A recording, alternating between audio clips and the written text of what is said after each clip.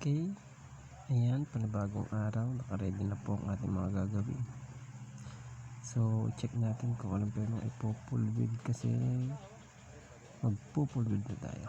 Nakaready na po yan mga yan. Oh, ayan po, diba, welding time tayo. Nag-ready lang tayo.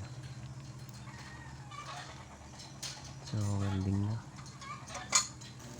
para din namang marunong luminis agad, diba? Napakabilin ng kalangitan, pero okay na rin kasi sa sobrang init.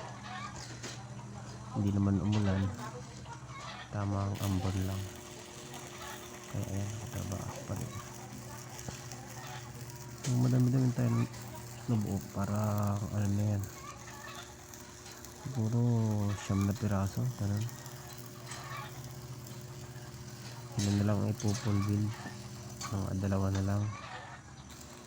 Bali ang gagawin ganyan 24 piraso, dami-dami pa. So yan, may nakaready ng scaffold sa likod. Ayun,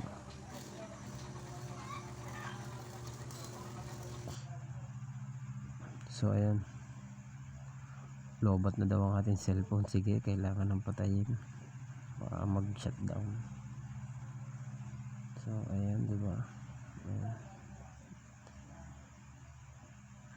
Oh, ayan, ating makasama.